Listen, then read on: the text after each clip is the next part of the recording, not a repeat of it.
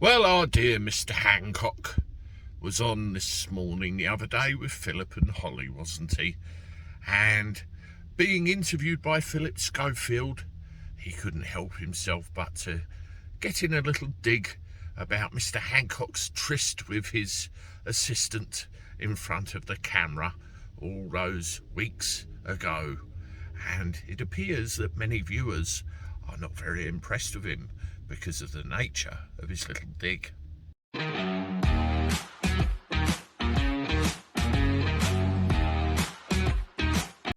How do everyone? Welcome back to the channel for a Sunday. Hope you're doing all right. I'm sat here in my taxi waiting for customers, as I do, looking at stories to bring to you fine people. Well, it appears that Philip Schofield might be in a little bit of hot water with OFCOM. They had old Matt Hancock on the telly the other day, didn't they? I can't stand Matt Hancock, how he's still got the brass tacks to go on television and try and be a politician after what he got caught out doing. Absolutely astounds me. And I do wonder what his position will be in the next general election. Will he lose his seat? Well, that's for him to find out and us to vote on if and when we get that far. But back to the plot. He was on there promoting a dyslexia bill that's about to go through Parliament, all to do with screening kids at an early age to find out whether they're dyslexic or not. You know, having trouble reading and writing, either or both. And I actually tend to think if it works, it's a very good idea because these kids can get the help they need.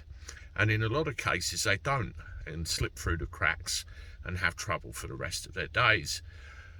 Philip Schofield turned around and said, you know, did your dyslexia cause you to have that secret little tryst in your office with your lady friend?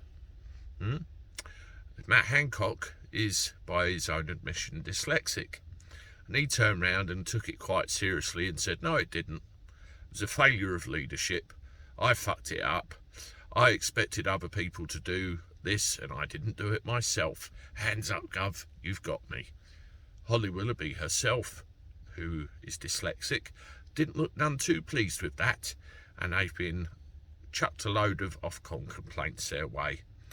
After some recent history himself with, being a little bit economical in certain areas of integrity, shall we say, I think this is a bit of a cheap shot and it should have been thought over more thoroughly before it come out of his mouth. I get the point. Any MP that goes on the television at the moment, particularly if they fly the blue flag, is going to get a good kicking. But maybe, Philip, this might have been a little bit too low, and your dear best friend, Holly, wasn't very pleased with you. Think again. We'll see what OFCOM comes out with, but I fully expect you to be cleared of all charges, all complaints, and no further action. But it does need pointing out. Maybe you should have thought a little harder before you opened your mouth this time. Sorry, Philip, but I do like you. Toodaloo. Just one more thing to add. When I say I do like you, I much preferred you in about 1988 when you were in a broom cupboard with Gordon and Gopher. You were superb. Toodaloo again.